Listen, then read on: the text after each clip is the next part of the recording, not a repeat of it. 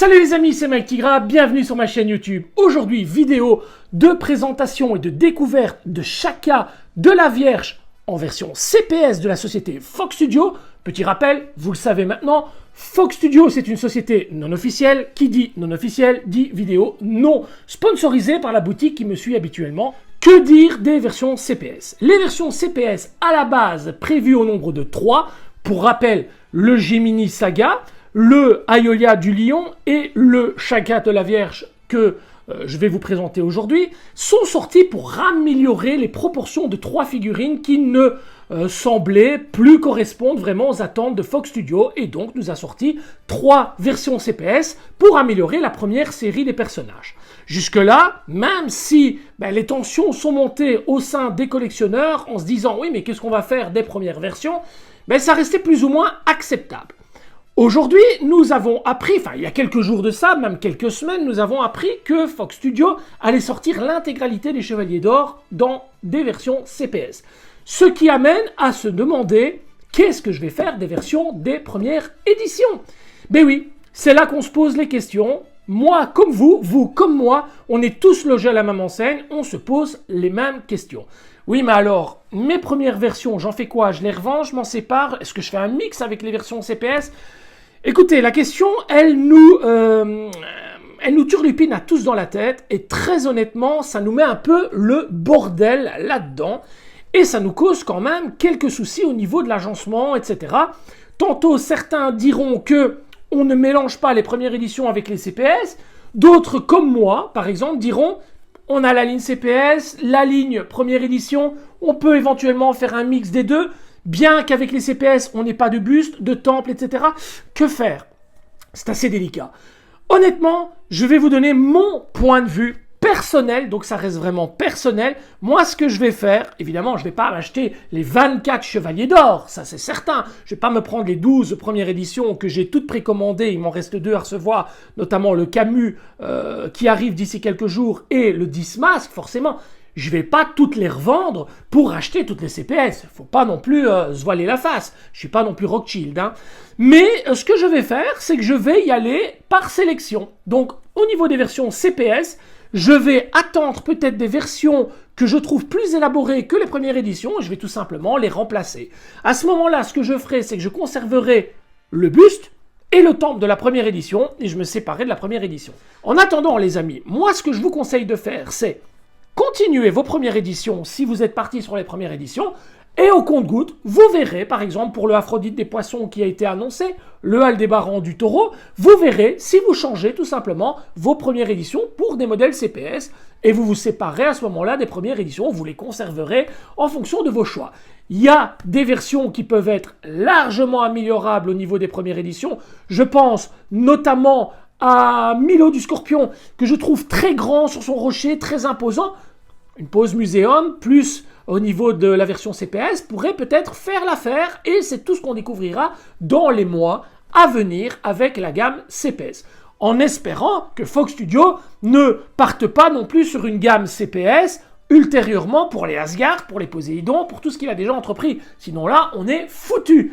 Alors la gamme CPS, oui, intéressant, mais à prendre vraiment avec des pincettes. Ne foncez pas, ne soyez pas déçus d'avoir acquis des premières éditions. Les premières éditions restent toujours comme ça, elles restent toujours très belles. Elles ont le privilège d'être justement les premières éditions. On fera toujours mieux de toute manière avec le temps. D'ici 10 ans, qui sait, peut-être que d'autres sociétés encore feront mieux. On n'en sait rien. La modélisation, les imprimantes, etc. évoluent, ainsi que les matières premières. Donc, on ne sait pas. Pour l'instant, faites-vous juste plaisir. On a le 7 des 12 chevaliers qui arrive très prochainement avec, je vous dis, le dernier chevalier 10 Masques à arriver. Voilà. Allez-y calmement. Maintenant, au niveau de la gamme CPS, elle est très intéressante pour qui n'est pas tombé sur les premières éditions ou qui a raté justement les premières éditions ou qui, tout simplement, n'était pas certain que Fox Studio allait faire les 12 chevaliers. À ce moment-là, maintenant, vous avez quand même vu un petit peu jusqu'où Fox Studio peut aller. Donc, vous pouvez éventuellement commencer la gamme CPS. Plus muséum, donc on a des bases qui sont toutes identiques. Ça peut être très agréable visuellement. Moi, j'aime beaucoup. Honnêtement, j'aime beaucoup. Maintenant, je vous dis, je ne vais pas m'acheter des 24 chevaliers. Pour le moment, je fais un mix qui visuellement, moi, me correspond mieux. Le Saga en version CPS est juste exceptionnel, il est en vitrine avec les autres et ça ne choque absolument pas. J'ai récupéré le petit temple de la version première édition ainsi que le buste fantôme et le résultat est somptueux. Les amis, on découvre cette boîte tout de suite ensemble, c'est parti, générique.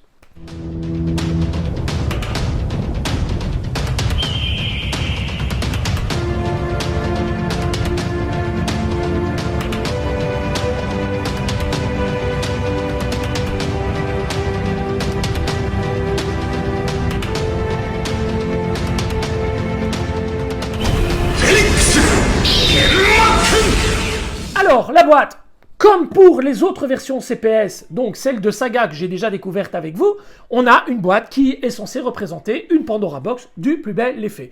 Alors, face avant, la Vierge, le logo de la Vierge, les côtés Pandora, l'arrière Pandora, le dessus Pandora, le dessous Pandora.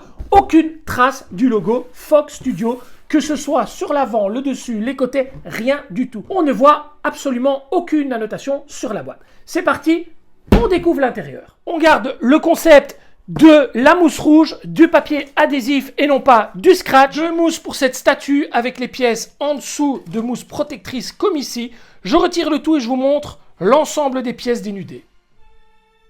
Le premier mousse se compose des deux bras, de la cape, de la tête. Le second mousse, quant à lui, reprend le plastron, la partie centrale du casque, ainsi que les deux parties latérales, les deux petits éperons qui viennent se loger sur le côté du casque, la base et enfin le corps. Allez, on découvre tout de suite le pièce par pièce. La base du personnage est composée donc d'une base ronde avec un contour noir, le logo de Shaka en doré comme d'habitude, et au-dessus, on a toute une espèce de ruine de piliers cassés, brisés sur le sol, avec une couleur verte, vraiment superbe. Deux plugs ici où vont venir s'enfoncer les pieds du personnage. Très simple, très muséum. Elle complète parfaitement la première base du Saga en version CPS, et je la trouve simple mais efficace. Le dessous de la base reprend une illustration des 12 chevaliers d'or, l'intitulé Saint Seiya Gold Saint, 4 patins, et le logo de Fox Studio, logo non officiel, mais qui rend plutôt pas mal sur toutes les pièces de chez Fox Studio. Pas de mauvaise surprise pour la qualité du corps. Au niveau du paint, on est sur ce que Fox Studio a l'habitude de nous fournir, c'est-à-dire un paint soigné, des effets de shading incroyables, une peinture qui respecte un maximum ce que Fox Studio nous a habitués à nous fournir. Mis à part le Saga Evil et le Sagittaire qui avaient été peints par une société sous-traitante de Fox Studio, et là on avait vraiment une petite différence, mais là, regardez, on a quelque chose d'hyper qualitatif. Deux plugs aimantés pour les bras, ainsi qu'un plug aimanté pour la tête, et une partie où vient se fixer la cape dans le dos. La partie supérieure du buste, vous voyez ici, on a des effets de blanc, on a un effet de lumière qui donne un acre prononcé au doré. C'est superbement bien exécuté de la part de Fox Studio, de très beaux ornements. Le bras gauche, le bras droit avec les épaulettes ou épaulières déjà moulées à la pièce. Les mains sont superbes, regardez les doigts, on a des petits ongles très très bien dessinés. La cape, totalement identique à ce qu'on connaît déjà des capes pour les premières éditions. C'est pas parce que c'est une version CPS que Fox Studio réalise quelque chose de moins qualitatif. On est exactement sur la même qualité de matériaux ainsi que de paint. Donc du bleu à l'intérieur avec, vous voyez, des effets un peu plus prononcés au niveau du foncé. Tandis qu'à l'arrière, on a du blanc avec des effets de bleuté. On a une tête vraiment représentative de Shaka, yeux fermés, cheveux dans le vent. Regardez-moi ça, le mouvement de la chevelure, c'est juste exceptionnel. On a quelque chose de très différent de la première édition. Et là, honnêtement, j'ai envie de dire, ça tue le game. Regardez la qualité de ce visage, c'est somptueux. La petite pièce qui vient se fixer sur l'avant du casque, attention, il faudra de la pâte à fixe, cette pièce ne tient absolument pas. Les deux petits éperons qui viendront se fixer sur les parties latérales du casque. Et enfin, la petite plaquette numérotée. Ne cherchez pas dans la boîte, vous n'aurez pas le socle de présentation. Ce socle est malheureusement pas fourni pour les versions CPS. On retrouve une face avec les signes du zodiaque, tandis que de l'autre côté, on a Shaka de la Vierge. Alors, pas de numéro 7 pour Pour cette statue, j'aurai donc un 139 sur 168. Si vous possédez éventuellement le numéro 7 de cette statue, je suis preneur, n'hésitez pas à me contacter, ça me ferait vraiment plaisir de la posséder. On monte à présent la statue, ça devrait aller relativement vite, rien de bien exceptionnel au niveau du montage. Une fois la statue montée, on fera un petit comparatif avec la première édition de Shaka de chez Fox Studio et on verra si Fox Studio a tenu ses promesses en modifiant les proportions de la statue. Allez, c'est parti, on attaque ça tout de suite. Je commence donc le montage de la statue par l'assemblage du corps et de la cape. Et ensuite, je vais venir placer la figurine directement sur le socle. Et voilà qui est fait. Ensuite, je viens placer la partie du buste supérieur de cette manière. Bras gauche, bras droit.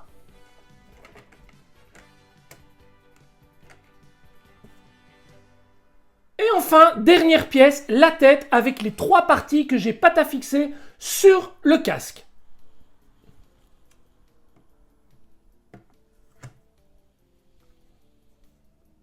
Et voilà qui est fait. Je viens ensuite compléter mon exposition avec ce petit présentoir malheureusement absent dans les boîtes des versions CPS, mais vous les trouverez aisément sur un site comme Amazon par exemple. N'hésitez pas à en acheter quelques-uns parce qu'ils sont vraiment nécessaires. Et sur ce présentoir, je viendrai bien entendu placer la petite pièce numérotée pour compléter mon exposition. Il est vraiment magnifique. Je m'attendais absolument pas à ça. Je vous propose d'aller chercher tout de suite la première édition et de faire un comparatif et de voir où on en est avec les deux statues. Alors, je vais bien vous avouer que je suis un petit peu perdu et un peu perplexe sur ma décision finale. Je vous explique. Cette première version était simplement superbe. Nous l'attendions vraiment avec impatience. Quand on a vu les premiers visus, on s'est dit « Waouh, ce Shaka, quelle claque !» Mais une fois qu'est apparue la version CPS, ça a quand même relevé pas mal d'interrogations. Alors on va en parler rapidement. Vous voyez, la première version est beaucoup plus longiligne, beaucoup plus affinée au niveau des avant-bras, des brassières. Vous voyez ici, il est très fin. Regardez, la ceinture est beaucoup plus proéminente sur cette version. Les jambes sont beaucoup plus épaisses. De même que la partie du dessus du plastron. On a cette partie beaucoup plus bombée. Alors, là où c'est vraiment différent, c'est au niveau du visage. Regardez avec le casque. Tandis que là, on a un visage qui est autre.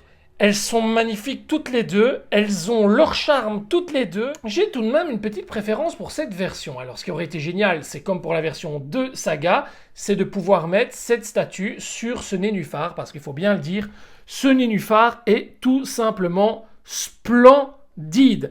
Maintenant, le fait d'avoir le rosaire en main pour la première édition baserait plus ce Shaka sur une version Hades, tandis que cette version-là, avec cette espèce de pyrade au sol avec les piliers brisés, donne plus l'impression d'être dans le temple de Shaka au niveau du sanctuaire. C'est quand même assez délicat. Honnêtement, c'est difficile de faire son choix tant elles sont belles toutes les deux. J'aurai un petit côté plus nostalgique pour la première édition, tandis que j'ai un côté plus accuré pour la seconde. Au niveau de la chevelure arrière de la première édition, on a ce côté bouffant qui arrive sur l'arrière qui est de toute beauté, tandis que là, on a ce côté éclaté, cheveux au vent, et l'une comme l'autre sont exceptionnelles.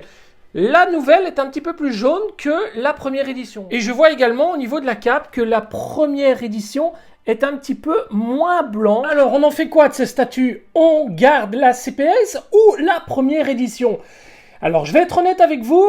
Avant de faire le débriefing, j'ai posé cette statue, donc la CPS, en vitrine, à côté du petit temple et du buste de la première édition. Et je dois bien vous avouer que moi, je suis un inconditionnel de la pose muséum. Bien que la première édition, mais je la trouve splendide, elle reste quand même magnifique et vraiment mon premier réel coup de cœur de chez Fox Studio. Mais cette version CPS, elle fait le taf, les amis. Elle fait le taf. Alors, comme pour Saga, j'aurais envie de vous dire que mon cœur est plus vers la première édition pour le côté nostalgique. Maintenant, on va pas non plus se mentir, cette version est hyper bien proportionnée. Elle est hyper bien finie, aboutie. Les couleurs sont juste exceptionnelles. La chevelure à l'arrière comme ça dans le vent, regardez, c'est magistral.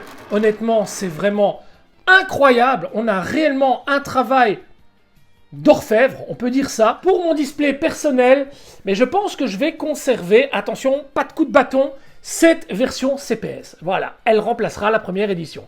Maintenant, je ne me sépare pas de ma première édition parce que j'y suis quand même attaché, comme pour le Saga première édition avec l'attaque. Je ne m'en sépare pas. Elle ira pour le moment dans un espace libre en vitrine Besta, là juste derrière moi. Et plus tard, elle retournera peut-être en carton, mais je ne m'en sépare pas. Je la trouve tellement belle également que je ne m'en sépare pas.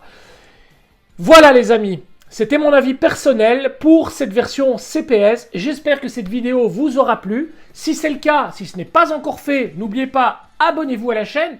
Activez la petite clochette pour recevoir les notifications pour les futures vidéos. Laissez un pouce, un petit commentaire, je me ferai un plaisir d'y répondre. En attendant, prenez soin de vos proches et de votre famille, c'est là l'essentiel. On se retrouve très prochainement pour une nouvelle vidéo. Je vous laisse en compagnie d'une vue 360 degrés du personnage et d'une vue globale des vitrines. A bientôt les amis, ciao ciao.